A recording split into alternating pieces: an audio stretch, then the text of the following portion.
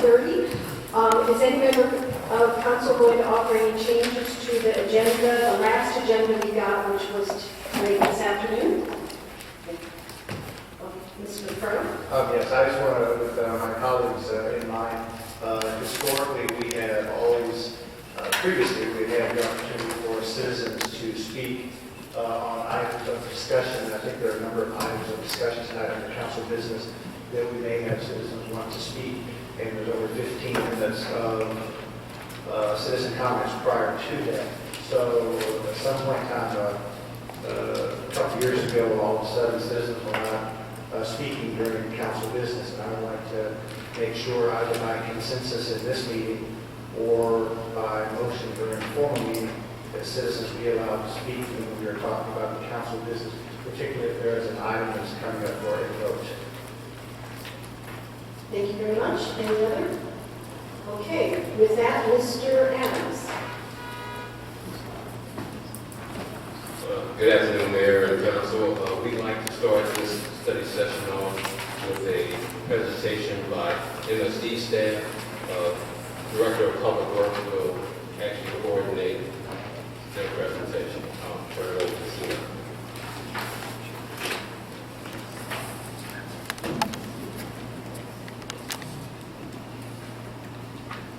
Good afternoon, everybody.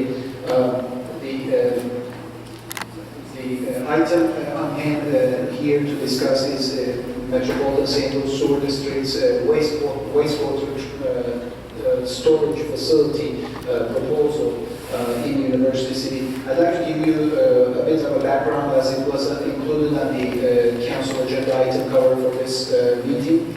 The MSD, the sewer district here, they are represented by their own staff and consultant staff, and they have approached us since about November 2015 at the staff level for the discussion of this proposal to construct a wastewater storage facility in the, I think the location will be described in a minute.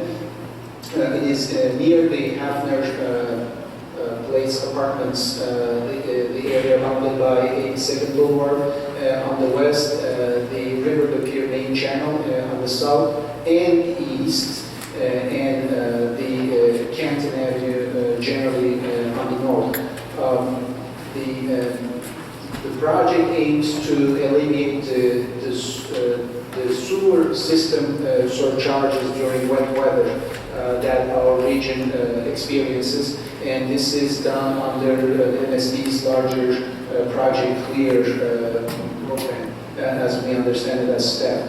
I'd like to make sure that you know that the project initially, as initially designed, it wasn't designed, I think it was just a concept at the time, was a tunnel to store this sewage flow. This storage helps the system because it is, with the help of this facility, the surcharge is removed from the system. It's temporarily retained in a way. It's almost like a stormwater retention facility, but it cannot be in an open fashion like that because there is the system in this area is a combined sewer system. So the tunnel was going to store the water and the sewer flow, and then after the rain event, it was going to dose it back pretty much into the system, so that way any surcharges would have been avoided. That proposal didn't work. According to MSD, they explained this to us, but they will have more information on it. Engineering limitations didn't work for that solution. Then the other solution that came back to us, I think that happened in 2016, was above ground storage tanks. In this case, they are like all visible in front of everybody's eyes, and they are taller structures. And although all control, everything is designed and implemented in that fashion, they're still more visible than, of course, a tunnel solution. And once we learned that this is the proposal, we then also worked with MSD. MSD did work with us as well. This location may not be ideal, so what about another location such as the south side of Olive Boulevard, more in the commercial area there also, that's a little bit more separated from the residential areas to the south of it, because there is some elevation difference, grade difference there.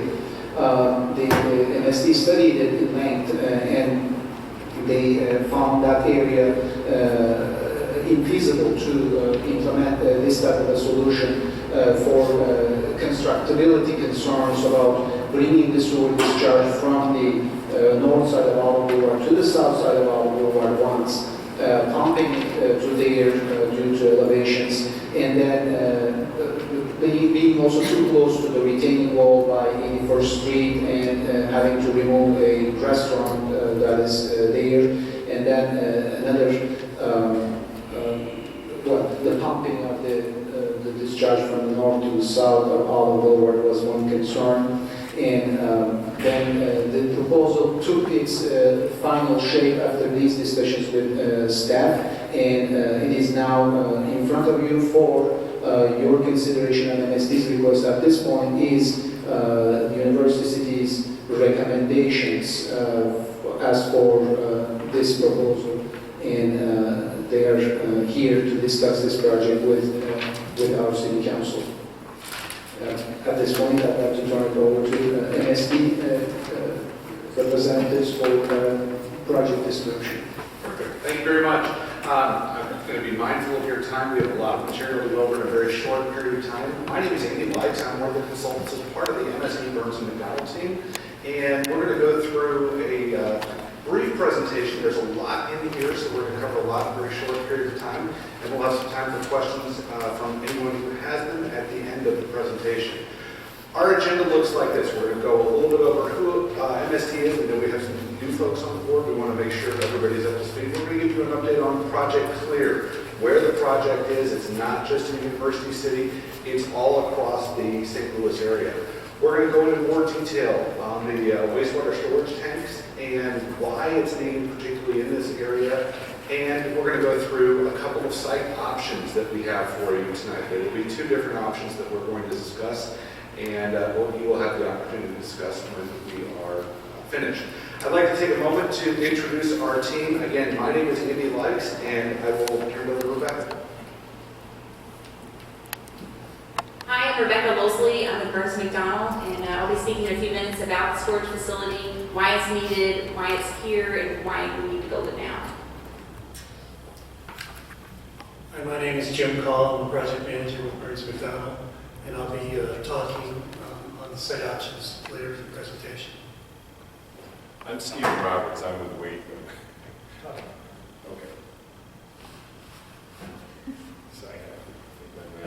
I'm Stephen Roberts. I'm with MSD, and I'm the project manager for this project. And then we have Brad Neboy. He's the assistant director of engineering, and John Weiland. He's with Wade Tripp, who does the hydraulics.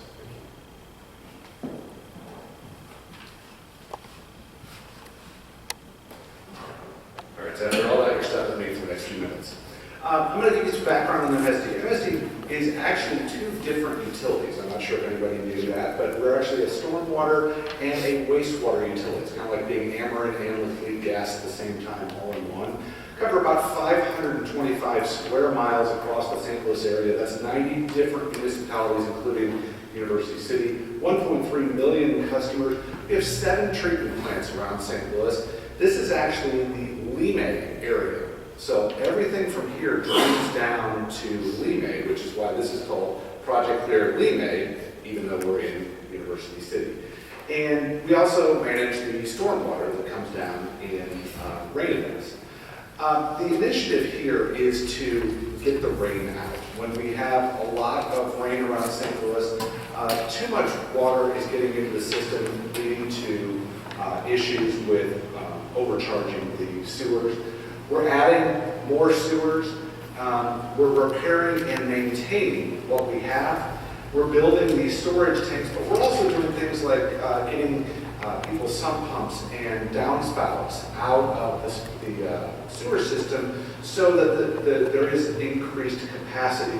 That's really the biggest deal here, is we need to increase capacity across the St. Louis area, because the sewers, as they were built years ago, were not designed to handle the capacity that we now have. So that is the biggest issue, and if you've had a basement backup, you know exactly what we're talking about. That's what we're here to fix. We have a short video now that I'm going to play.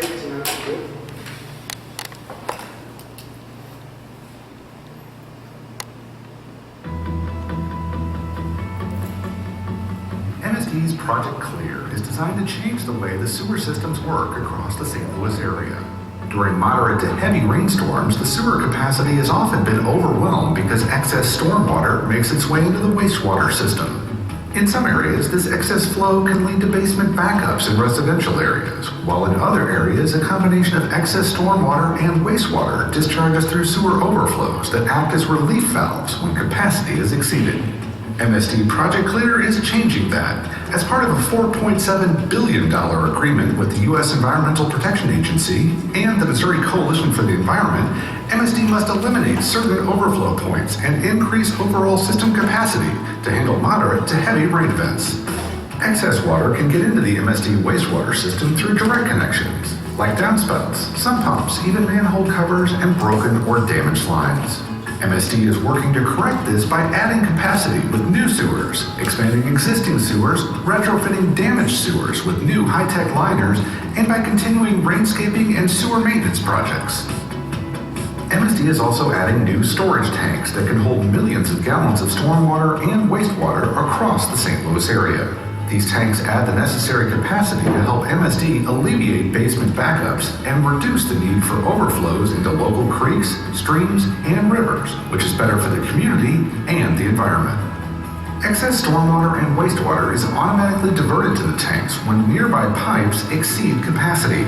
Water is diverted away from the main sewer pipe and pumped into the storage tank, where it remains for a short time until the rain event is over. Then gravity kicks in and sends the excess stormwater and wastewater out of the tanks to local treatment plants.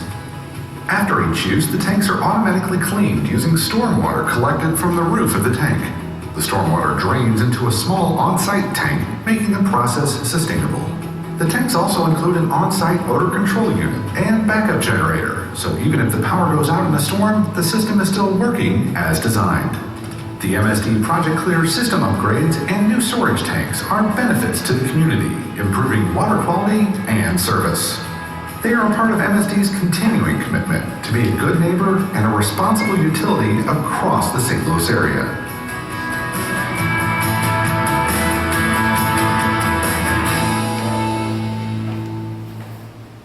And I'd like to also mention that Lance Lacombe is also here from MSD. We forgot to introduce him earlier.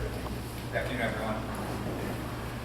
So you saw an overview of what the tanks are looking like around the St. Louis area. Here's specifically what the tanks are going to look like for University City. There will actually be two separate tanks, and you mentioned earlier that there was an option at one time to have them underground.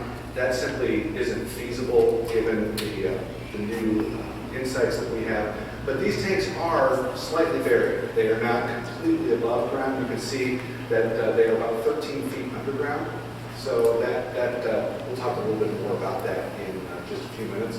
But each of the tanks hold almost 5 million gallons when they're completely full. And then, as you saw in the video, that water is diverted back into the system when the pipes have capacity.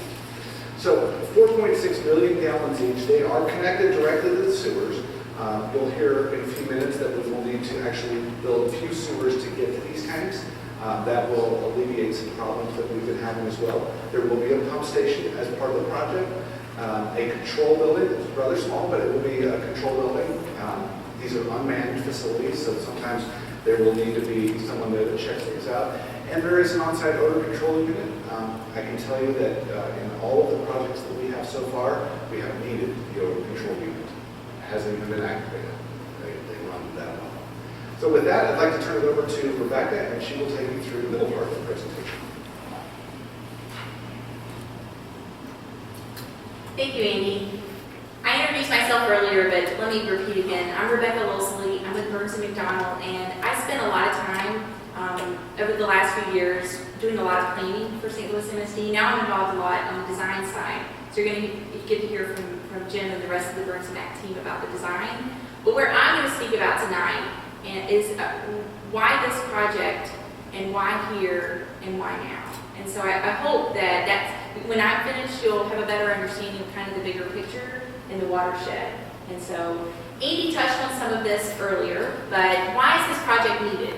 This project is going to help reduce wastewater overflows. So this picture here, this is a manhole overflowing, and I'll show you a map in just a few minutes of locations where we know that happens here in the city of University City. And so we're going to be reducing wastewater overflows from the sanitary collection system.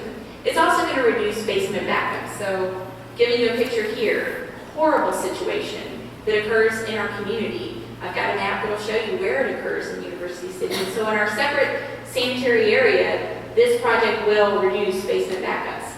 And furthermore, it's going to increase the reliability of our system. This project is part of a bigger Project Clear that's going to really, build the utility of the future for MSD and for our communities for decades to come. And so with that, I'd like to, it's maybe a little disruptive for a minute, but I know this map is not fantastic to see on the screen. So I printed 11 by 17s of it for each person to be able to look at. So while that's getting passed out, one thing I could explain that might help a little bit.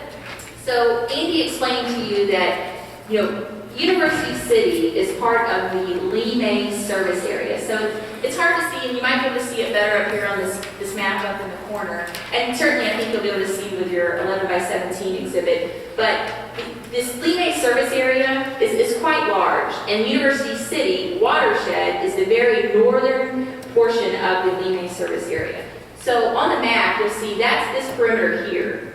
And when we plan projects for MSD, and when MSD is doing a lot of planning, we're looking at it on a watershed basis. And so what does that mean? That means that this is the topography that's the highest, and all the flow is going to end up draining, elevation-wise, this is the high points, and this is the low point.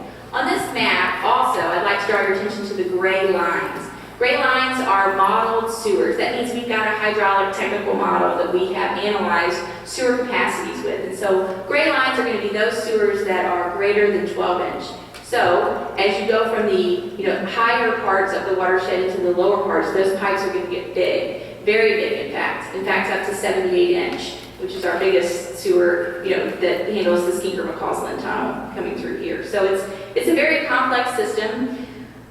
I mentioned earlier that we've got overflows that happen, and it happens when it rains. It happens because the sewer pipes can't handle the rainwater that gets in them. And so there are points, that's those red labels on this map, that are overflows.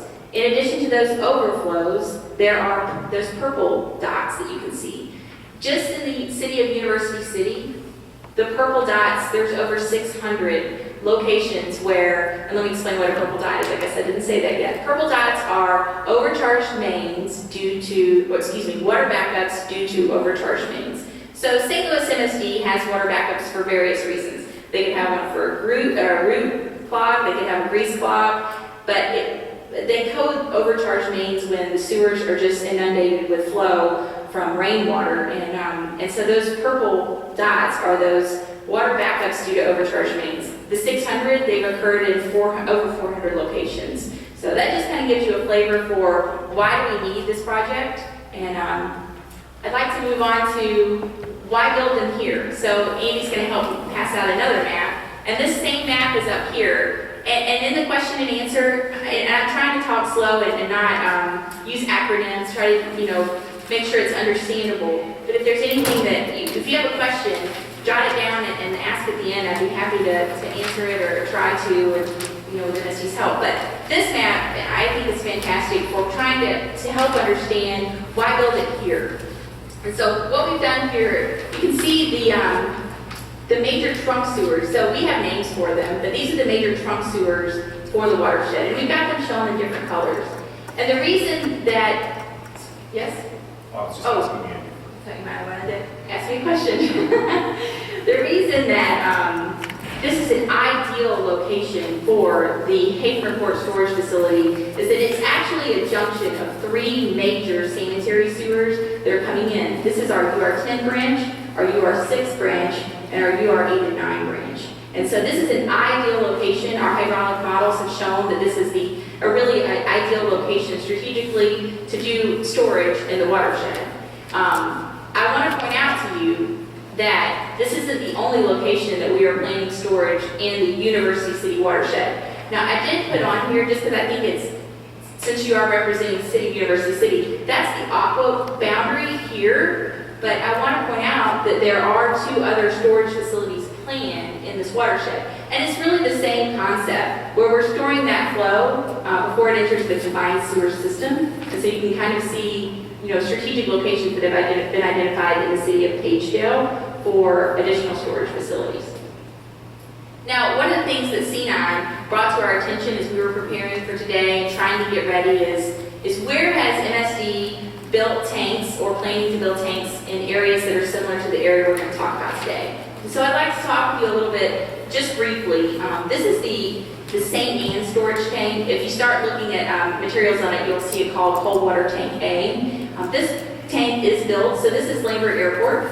This is the Cypress exit for Lambert Airport, and there actually is a street here, Regina Court, and there were approximately 13 residential buyouts associated with this project, and it's a 6 million gallon storage facility, and in operation today. I mean, not today because it didn't rain, but anyway, that's one project that's completely built. Second project that's similar is the Crestwood storage facility. This is in the city of Crestwood.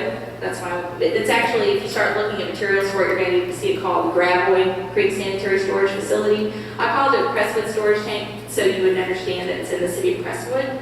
But it's actually 2 tanks, and you can see it's very similar. We've got residential along with some commercial, so it's a project that's Burns McDonnell and our team with Wade Trim. We are designing this project currently. We've submitted 60% plans, so it's well underway. Capacity. Yes, sir. What's the capacity? What? That's 8 million gallons. All right. So to recap, why here? Why now? Why here is that it's the geographic junction of 3 very large trunk sewers in the watershed. And it was identified by our modeling to be the optimum location. Why now? MSD has a Project Clear program that they committed to with US EPA and Missouri Coalition for the Environment. And this is an identified project in that program.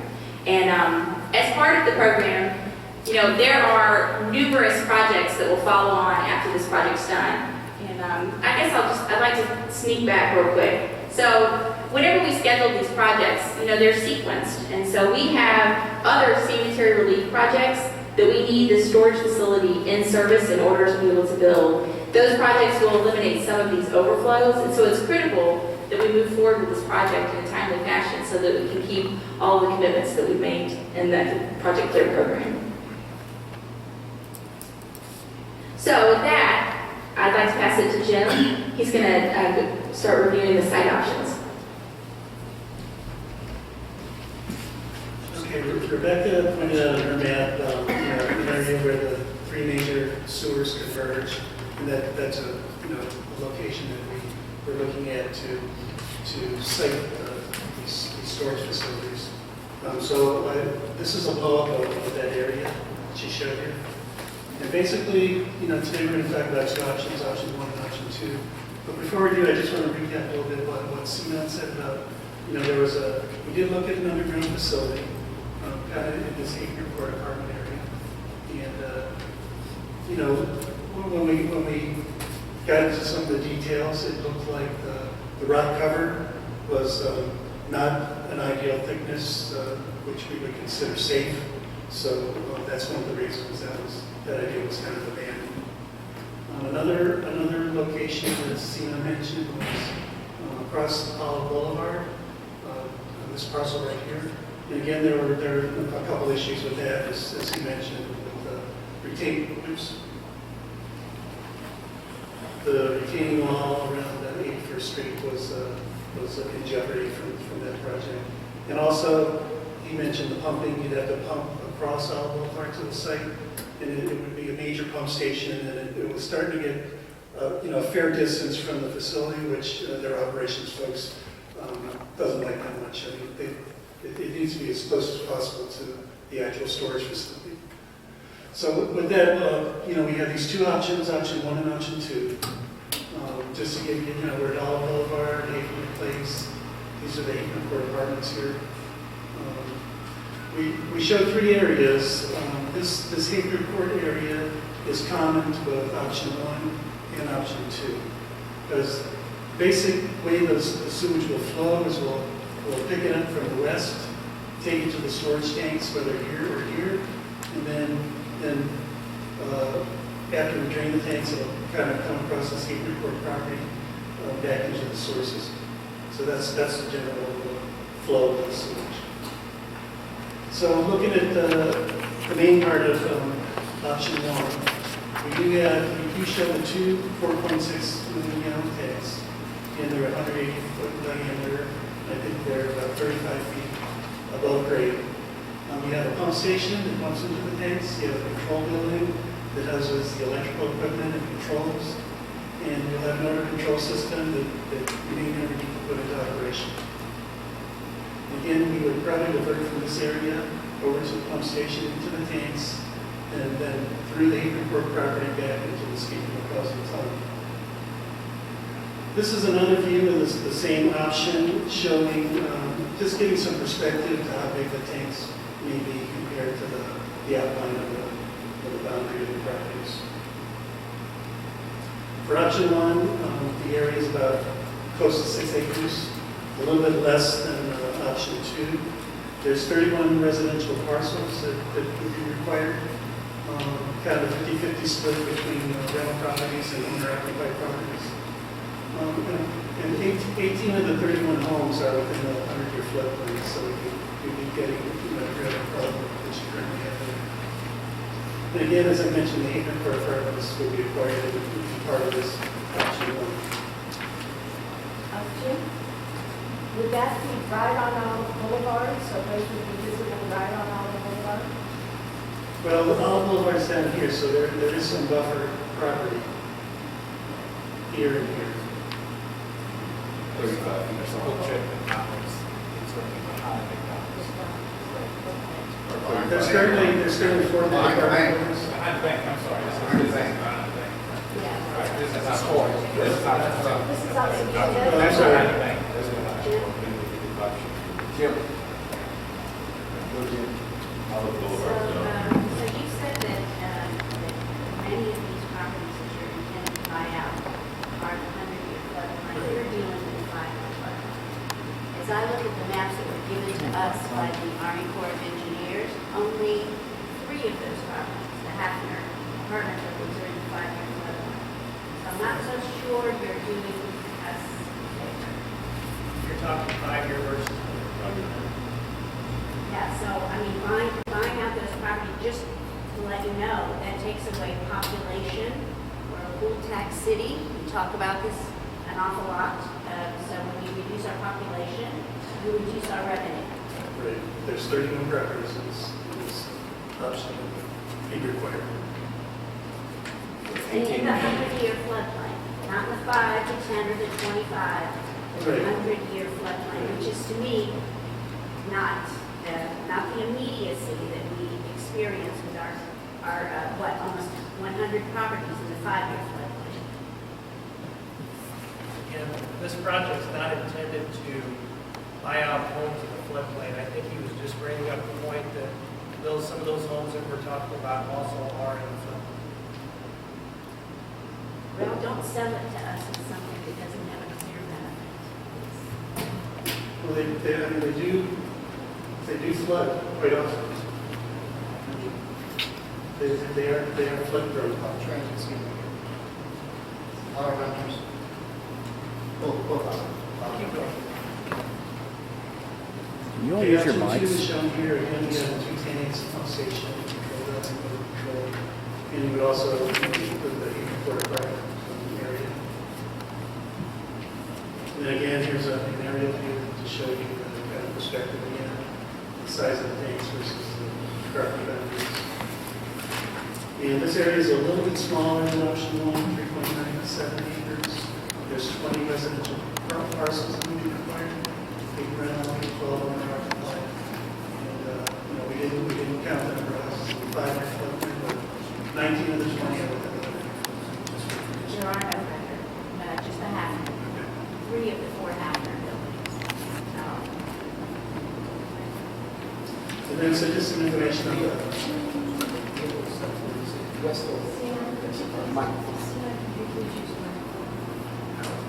Three Hafner Place, Hafner Court apartments, 3 buildings, and 1 Westover apartments on the other side of the channel are included in the U.S. Army Corps study, the 5-year analysis.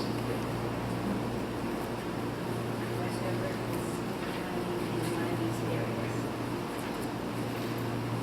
Westover is in one of these options. Yes or no? Westover is the east side of the Hampton Court Apartments. They have buildings in the actually on Westover, but they're on Parkway St. Francis. Well, I'm just trying to understand if that would be included in that Is it area. here? Yeah, that's it. So 3 or 4 ships. For both options, right? So it's 4 buildings. Well, actually, it looks like when I'm looking at the map that you provided to us from the Army Corps of Engineers, it looks like that's Westover, so it looks like a total of 3 buildings in the 5-year flood. That's all. No, 1, 2, 3, 4. Okay. No, that's, it is, okay.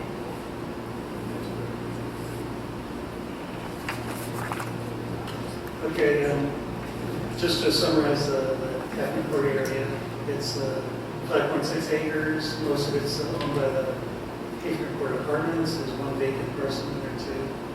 99% of the area is with a 100-year floodplain. A lot of it is in the floodway.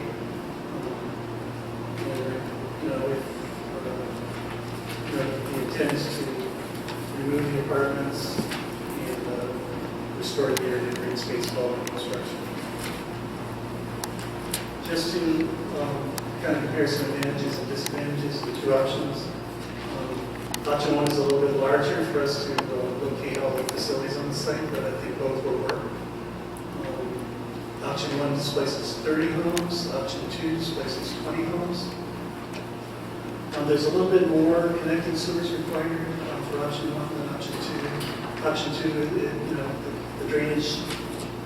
the length of drainage sewers will be a little less because we're closer to where we need to discharge out of the site. And then both options help you with flood-prone properties, and using that Acre Court apartment supports what you're looking to do for FEMA buyouts in that area.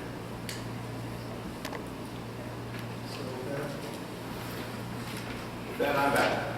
So I just want to wrap this up of what we went through. What we're looking for now is your preference on sites. We have 2 site options to choose from. We'll have some time. We'd love to get your feedback in June. So we'll over a month to discuss. We thank you very much for your time, and now we'd like to take questions. We have a number of different experts here who can take questions. And Mayor, if you'd like to start. Well, actually, I'll let Mr. Jennings start. Thank you, if you'll indulge me, I do have a series of questions. The first question I have is most of my residents have complained that they have not known about this, and again, this is probably the first time that you guys really talked about this publicly, probably talked to the engineering department. So I'd like to invite you to our University City Police Department focus group meeting tomorrow night at our community center at 6 o'clock to briefly talk about this and answer some of the questions that our residents will have. First question is, where else has this been tried? What other cities or areas have this storage tank plan been implemented? I'll start the answer, and then somebody else may want to chime in. But I think it was Rebecca that went through. We are currently engineering for Crestwood right now. That's the gravelway tank that she discussed. She showed you the tank in St. Anne right along Interstate 70 at the airport. That's actually in place right now. There's another tank in development in Hazelwood. And We are in engineering right now in Pagetable as well. Has there been other cities like St. Louis that this has been tried in, that you have some results or some background, some data on the results or successes? Yes. Lance, do you want to? Yeah.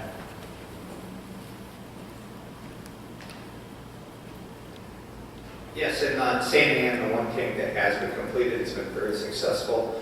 It's reduced basement backups and sewer overflows by, don't quote me on this factually, but by a factor of 40%, if I believe correctly, if I remember correctly.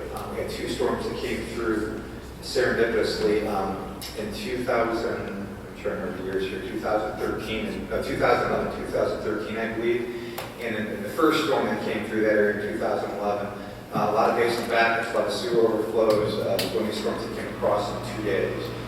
2 years later, we had the same type of storm came through. It was eerie in almost how the similarities.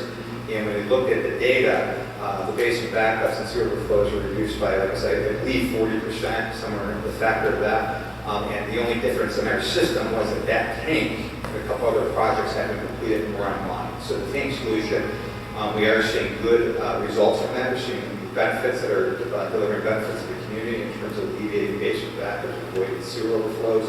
And we also, one of the advantages for our program, we entered into the consent decree of the EPA, the Missouri Coalition for the Environment. We are one of the larger cities, if you would. We're the 4th largest sewer system in the United States, right behind New York, Chicago, and LA. And so there's a lot of data, a lot of work that's been tried and proven throughout the country as part of other programs. We've been able to mimic and copy and tailor for our own purposes. So we take no pride of authorship in terms of these tanks being an original idea to St. Louis. They're conceived and implemented elsewhere, and we wouldn't consider the idea unless we saw the value of what was delivered elsewhere in other communities in terms of environmental protection and customer service. Is the waste and sewer water, is that going to continue to be separate with these tanks, or is there a possibility that we'll see them mixing again? Well, we have 2 different systems we're talking about, and I don't want to go down too far a rabbit hole. We don't have a lot of time here. We have a combined sewer system that comes with wastewater and stormwater by design, Yes. and a separate system. It should be only handling wastewater, but stormwater does get in there, and so you run into capacity issues. And we are working to get as much rainwater as possible out of that separate system, so it's primarily wastewater. But the tanks provide us the extra capacity we're going to need, because we're not going to get all the stormwater out of that tanks. So that's the goal there. Am I answering your question, Marilyn? Right back Well, there. it sounds as though you may not be able to keep the sewer, wastewater, and the stormwater separate. Is that what you're saying? Well, we will still have that occur, but this is introducing enough capacity that we can eliminate the sewer overflows. The sewer overflows that we're talking about, again, there's 2 different types of sewer overflows. The sewer overflows that we're talking about are called separate sewer overflows and Perfect Clean Water Act. We have to eliminate each and every one of those. We have to eliminate them. And the cause of sewer overflows are also based on backups. It's capacity issues. So we are introducing enough capacity, doing enough work that we won't have the sewer overflows and resulting basement backups in this area. I think this is the next question I have for you. These are not the lowest points in the watershed, is that correct? There are points that are lower. As I understood it, in previous conversations, pretty darn close to it. But is it Wilson and the Forest Park area is lower as the water goes down? At the bottom of the. Yeah, at the bottom. The bottom right, lower right corner. But these are strategic points where, it makes sense hydraulically to do these storage facilities. I'm not sure I follow the question. Well, if there's points that are lower, even some of those that are outside of UCity, meaning that Wellston, Pagesdale, further down by Forest Park, those points, would it be wise to consider putting the storage tanks at a lower point than just at half? Well, 2 things. This is one of many storage projects that are taking place throughout the community. So there are going to be other tanks under storage features throughout the community and low response. This is more related to where our trunk sewers are located, the larger sewers. So it's not, precisely the lowest spot topographically. It's more a function of where our trunk sewers are going to combine. And we're seeing, I think it's, correct me if I'm wrong, I think it's correct, it's legitimate to say this is where we experience a bottleneck. So that's why we're putting the tanks in that area, because it's relative to where our major trunk sewers come together. And the offer still extended for the meeting tomorrow night? I don't think we'll be able to make it tomorrow night, but we're certainly welcome coming to a future meeting or setting up a special one on our dime and our time. If you'd like that, we'd be more happy to do that. Ms. Carr? Thank you. So, as I'm hearing it, this is really a done deal, and all we get to do is pick the color of the dress we're going to put on? Well, we have a consent decree with the Environmental Protection Agency and the Missouri Coalition for the Environment. We are a government agency, so we do try to go for the lowest cost, most effective means, and find the right balance. And these are the options that we're looking at. These are the most cost-effective options. The other options that we looked at haven't panned out. The one that we looked at very early on, and we're very excited about, was the storage, the cavern underneath the ground there, but we can't do it in a safe manner. And so it leads us to storage tanks in this area. We have had good success with storage tanks. We've seen good success throughout the area. So we are trying to provide some options, but this work needs to be done, and we're also, by engineering, we have to do it in certain places. Okay, so what I'm understanding, just so you hear it from me, they are ugly. I grew up near a water storage tank in Miami, Florida.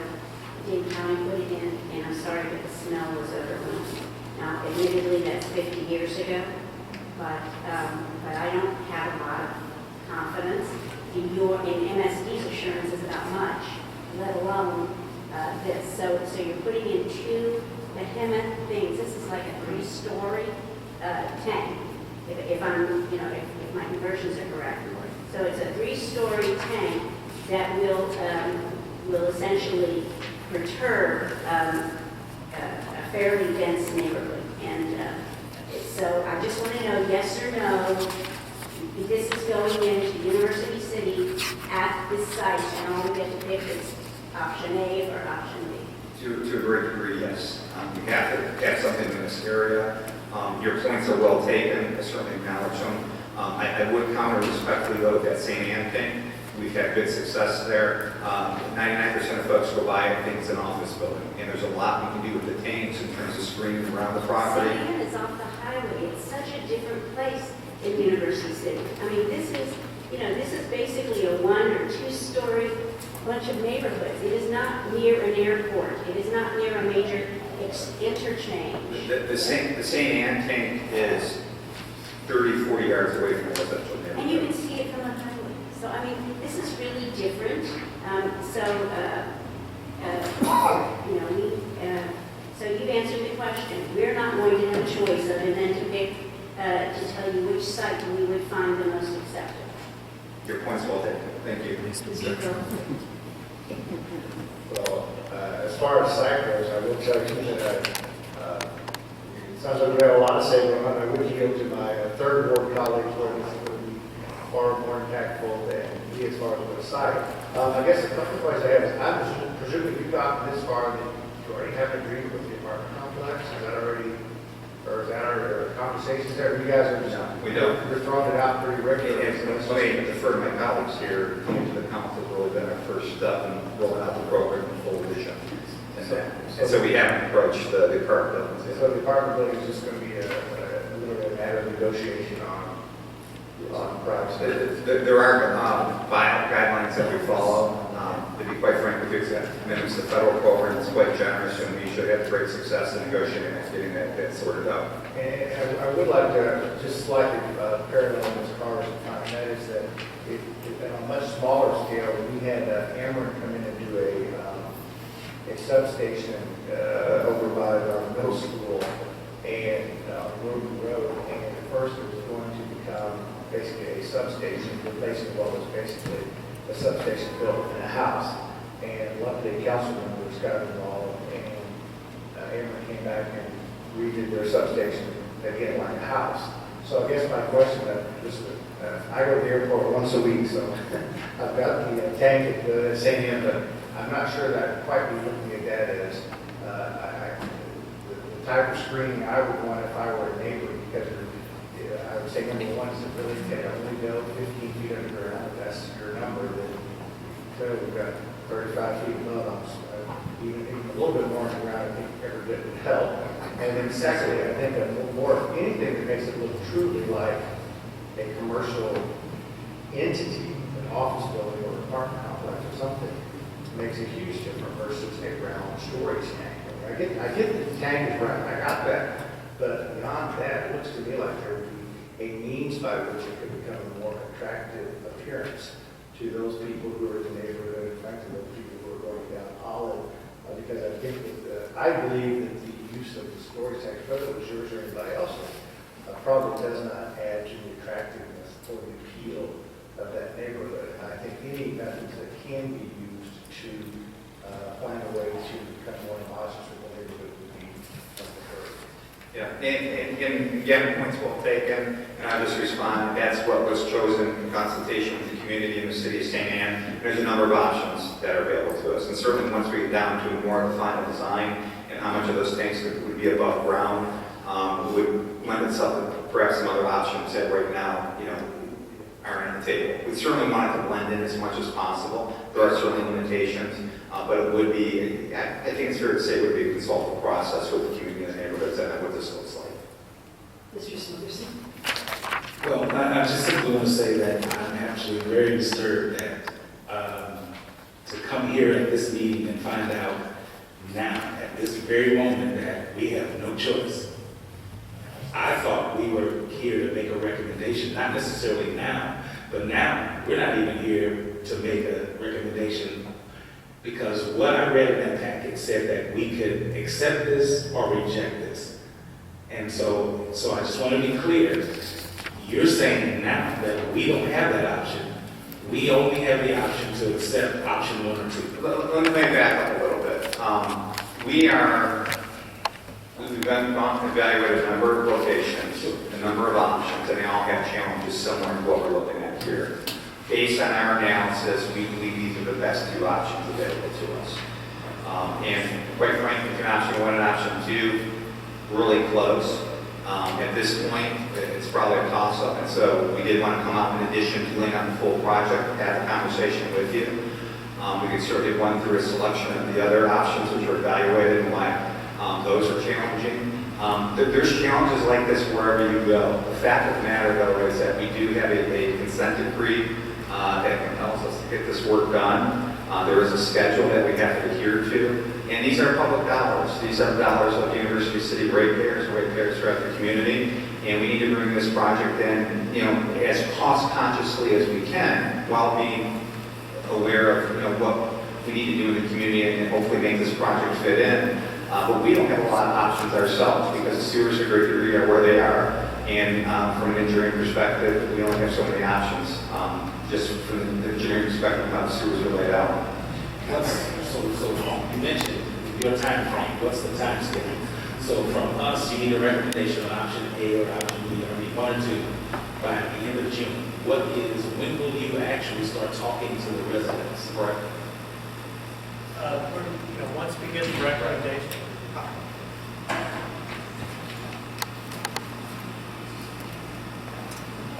Sorry about that. My name is Brad Newline. Once we get your recommendation, we work with a buyout consultant that we hired that's an expert in relocating residents. And then we would talk to them within probably 90 days once getting that recommendation. Okay, so 90 days after our recommendation to be the June. Correct. Do you have any clue as to relocation suggestions? Meaning, are you going to try to keep them in UCity? Because the point was made that, we're a blue city, population matters. Sure. So we're going to follow the Uniform Relocation Act. It's a common known process that's used on all federally funded projects, even though this project isn't federally funded. The process works that we go out and interview residents, we find out their current situation, then we have to come back and present them with 3 options. We can definitely present them options in University City, but they are not bound by law to take those options. So there has to be similar stock, decent, safe, and sanitary homes to meet their needs available in University City. And yeah, definitely they start as close as they can and work to provide options. And the last thing I'll say is that I'm at the airport all the time.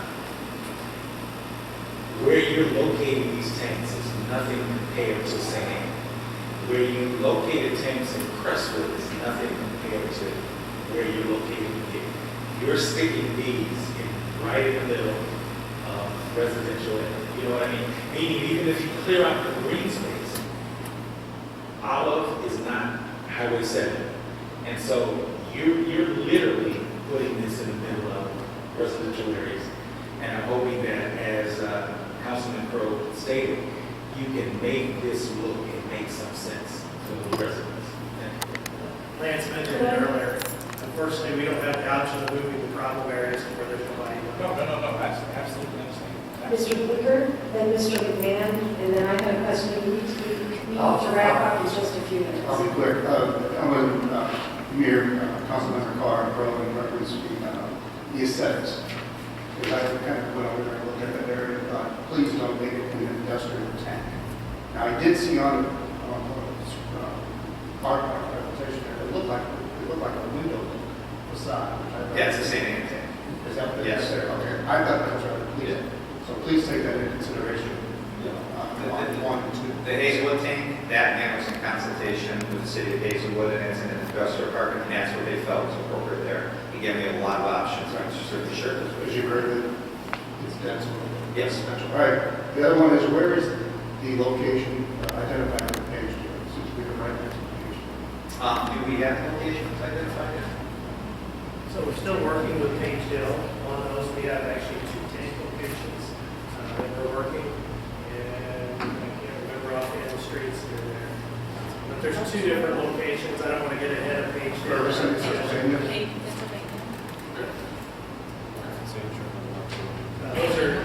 There's 2 tanks there, and they're at different locations, but they're a little smaller than these tanks. All right, and lastly, the pump controls, obviously, you know, the electric went out everywhere on this latest storms.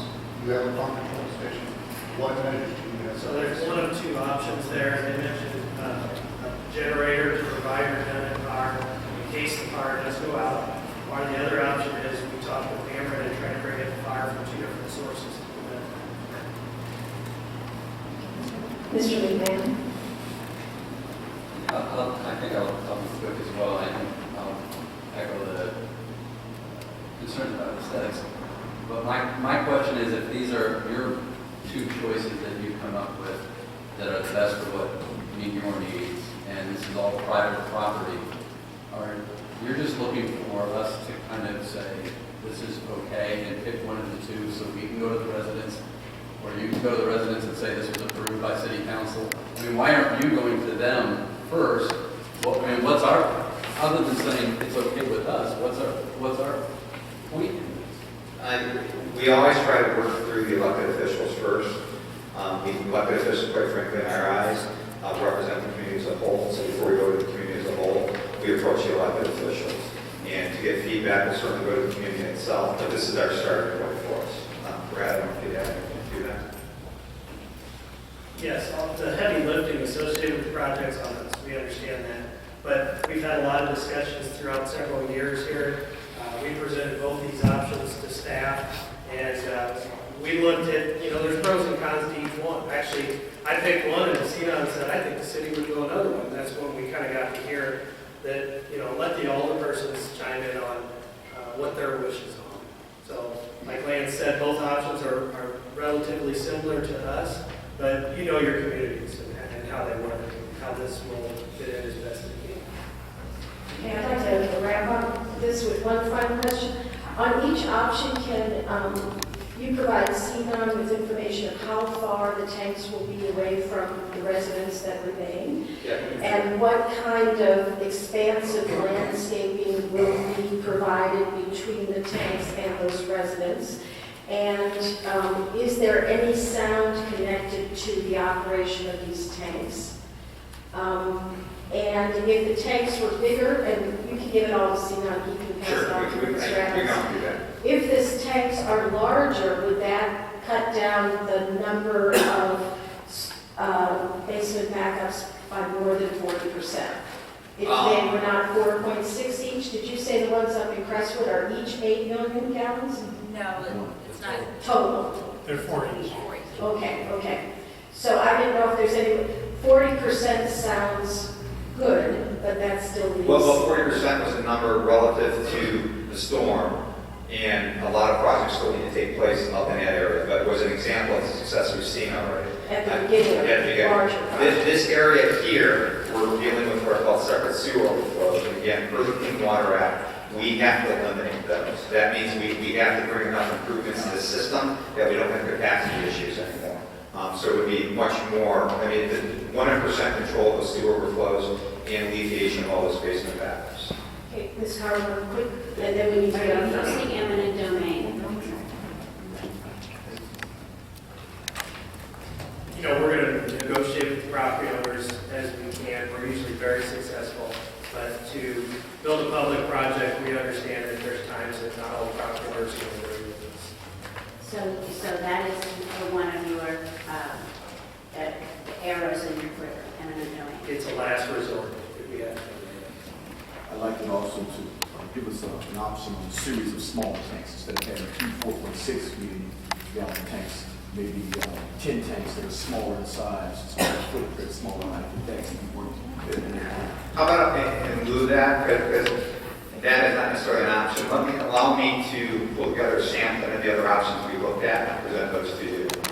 And these tanks are really tall. If we could reduce the size, maybe that might even help us to get familiar. there's a number of reasons it's probably not possible. We can respond to that, but let me look at some of the other options as well. But yeah, absolutely. I'd like to thank the council, and just let me, in closing, to say your points are well taken. I don't disagree with you, but please remember this is about alleviating, taking sewage out of the environment and keeping sewage out of your resident space. So please keep that top of mind, and we'll try to get any information we can to you as quickly as possible. Thank you very much. Thank you all for coming.